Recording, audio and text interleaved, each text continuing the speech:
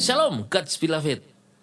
Berjumpa lagi dalam program Dunia Firman melalui channel Suara Sangkakala Malang ini. Kali ini saya akan membawa tema yaitu tentang bahasa roh. Menurut Bible, bahasa roh itu tidak bisa dipahami. Tapi kenapa dikumandangkan? Nah, ini alasan-alasan yang akan saya bagikan kepada saudara. Kalau disuarakan di tengah jemaat, harus ada yang menerjemahkan. Kalau enggak ilegal, nah ini bagaimana? Dan seterusnya. Mari kita melihat. Nah, kita akan melihat dulu di dalam Bible kita, di dalam 1 Korintus pasal yang ke-12. Kita membaca. Di ayat yang ke-10.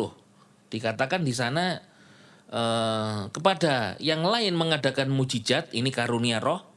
Kepada yang lain menubuat, kepada yang lain membedakan berbagai roh, kepada yang lain kepada orang lain berbagai jenis bahasa lidah, dan kepada orang lain menafsirkan bahasa lidah. Sebetulnya istilah bahasa roh itu di dalam Alkitab yang dimaksud adalah bahasa lidah.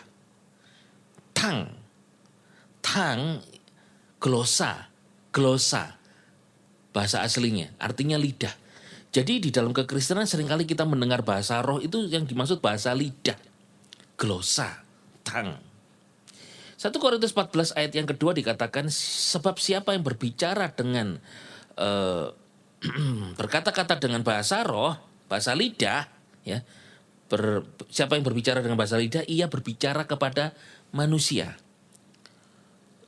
Berbicara bukan kepada manusia. Itu orang yang berbahasa lidah. Melainkan kepada Elohim. Karena tidak seorang pun memahaminya. Tetapi dalam roh, ia mengatakan hal-hal yang rahasia. Bahasa lidah itu adalah bahasa yang dipakai untuk berbicara kepada Tuhan. Karena bahasanya tidak dimengerti oleh manusia biasa secara akal budi pendengaran. Tidak bisa. Atau istilahnya kita adalah bahasa roh. Bahasa roh itu istilah teologis modern. Dulu ya bahasa lidah. Lalu berkembangnya dari zaman ke zaman, generasi-generasi, jemaat ke jemaat, gereja berkembang. Akhirnya karena ini berbicaranya kepada Tuhan yang adalah roh, lalu secara teologis kemudian modernisasi gereja berubah, bukan bahasa lidah tetapi bahasa roh. Tetapi yang dimaksud adalah bahasa lidah. Tapi kemudian disebut dengan bahasa roh karena perkembangan teologi modern. Nah, menyebut bahasa lidah maknanya itu sangat dalam banyak pengajaran di dalam gereja. Apakah bahasa roh itu menurut Alkitab? Ya, bahasa roh itu biblikal. Bahasa lidah, ya. Bahasa lidah, bahasa roh. Dalam Kisah Rasul, pasal yang kedua, itu terjadi peristiwa murid. Mereka berbahasa lidah, banyak orang yang mengerti bahasanya. Ini adalah senolalia. Para rasul berbicara dari berbagai bangsa, di depan orang dari berbagai bangsa, mereka mengerti dalam bahasa mereka sendiri, padahal sedang berbahasa lidah. Bahasa lidah atau bahasa roh ini adalah bahasa yang tidak dimengerti manusia. Tak seorang pun mengerti bahasanya.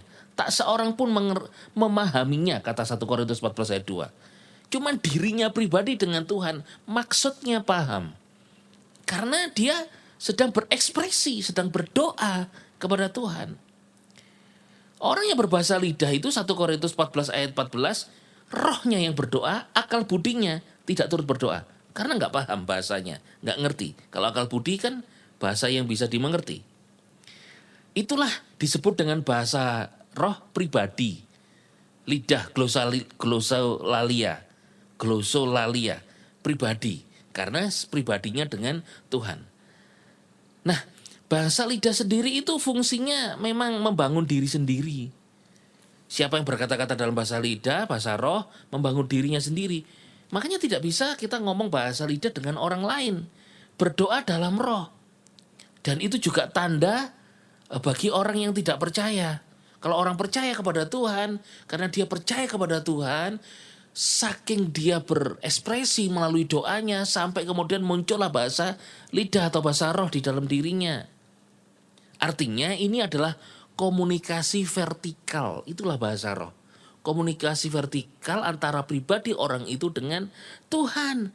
bukan selalu untuk manusia. Bolehkah untuk manusia? Maka firman Tuhan berkata harus ada yang menerjemahkannya. 1 Korintus 14 ayat 27 dikatakan begini. Jika ada orang yang berbicara dengan bahasa lidah, biarlah 2 atau paling tidak 3 orang, masing-masing secara bergantian, dan biarlah ada yang seseorang yang menafsirkannya. Menurut Alkitab, orang yang berbahasa lidah ternyata mesti apa? Biarlah 2-3 orang, paling banyak 3 orang masing-masing gantian, dan biarlah ada seseorang menafsirkannya. Ini menurut Bible. Ayat 28, tidak ada yang jika tidak ada yang menafsirkan, biarlah ia berdiam diri. Kalau tidak ada yang menerjemahkan, diam aja. Daripada bertanya-tanya apa ini maksudnya. Biarlah ia berbicara kepada dirinya sendiri, kepada Tuhan. Jadi menurut Bible, orang berbahasa roh itu mesti bergiliran ada penafsir. Jika tidak ada yang menafsirkan, diam aja. Tapi percayalah, itu komunikasi vertikal dengan Tuhan.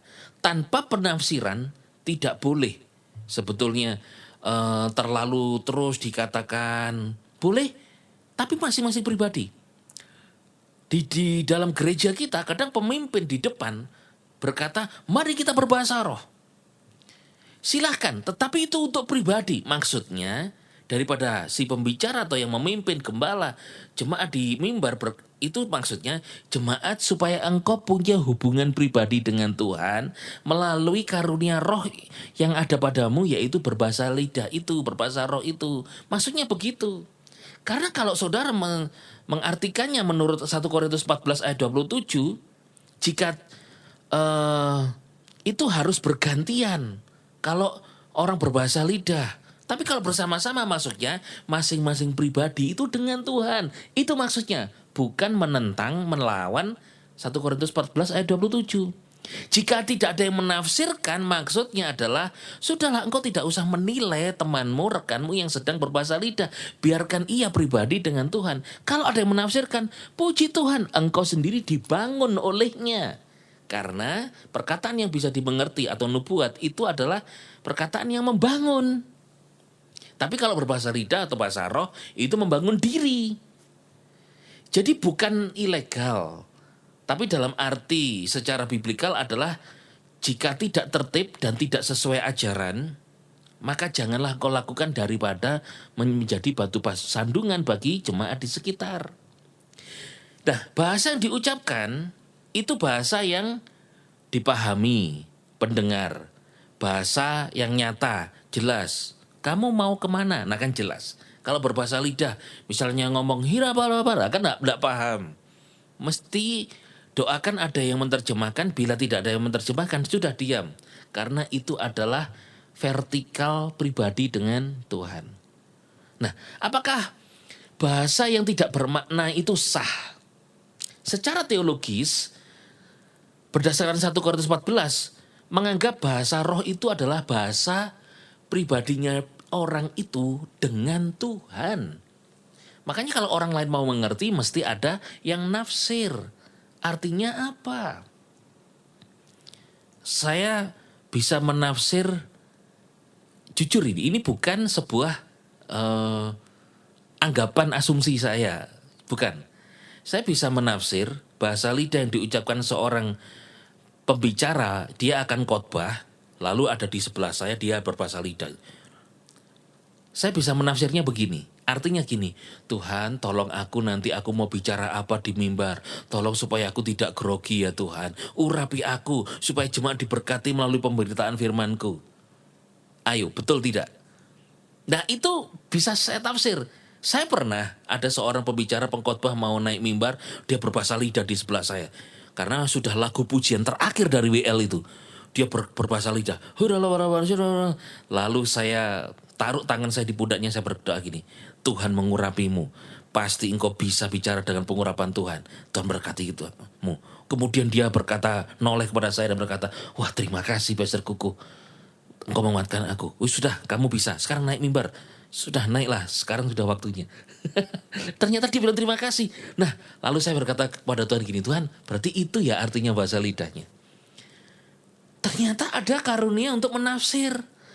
Jadi sah-sah saja untuk dipakai. Nah itu berdasarkan 1 Korintus 14 ya. Menganggap bahasa roh itu pribadi dengan Tuhan.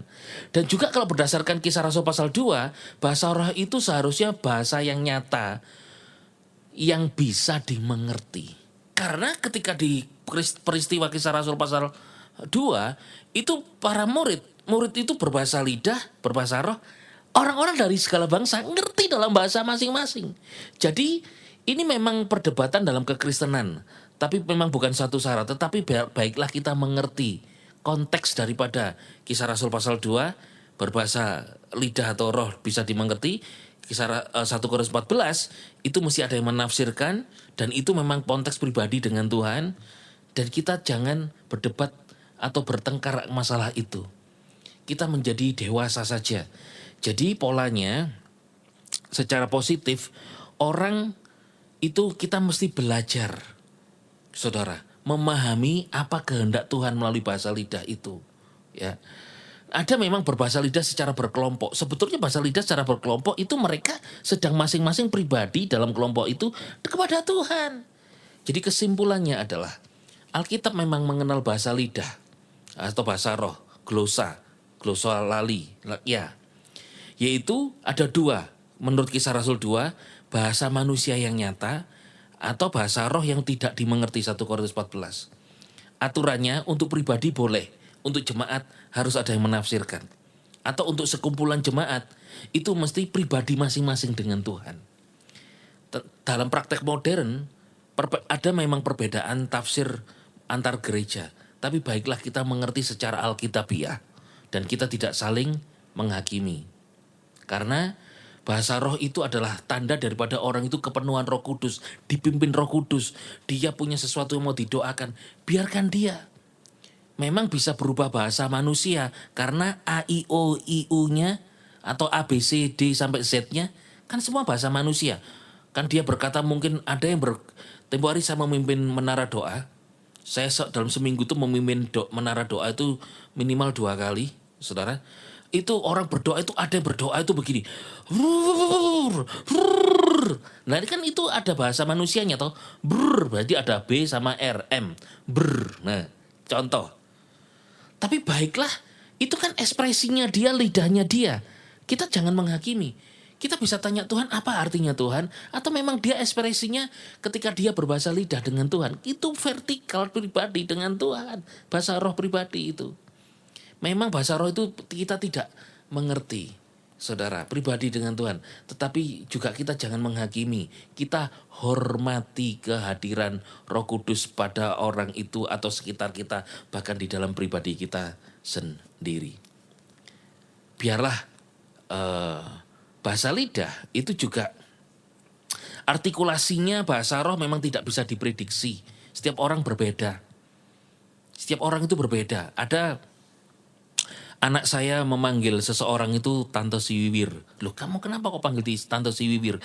Iya kalau ke gereja kalau berdoa selalu Si Wiwir, Si Wiwir. Lalu saya berkata kepada anak saya, Hus jangan begitu. Memang itu doanya dalam bahasa roh. Jangan dipanggil Tante Si Wiwir. Namanya bagus kok kamu panggil. Iya daripada lupa namanya saya panggil Tante Si Wiwir. Memang tidak bisa diprediksi. Setiap orang punya khas sendiri. Kita hormati Roh Kudus yang hadir pada diri orang itu. Gereja tidak mengajarkan artikulasi atau bahasa roh itu bagaimana, tapi memang mendorong supaya membiarkan Roh Kudus itu berkarya nyata terhadap setiap jemaat untuk punya hubungan intim pribadi dengan Tuhan. Karena itu membangun diri mereka. Nah, itu adalah pandangan saya, saudara. Jadi kita jangan memperdebatkan hal itu. Karena apa? Semua dari Tuhan, untuk kemuliaan Tuhan, dan untuk membangun jemaatnya. Yesus Masiah, bless you.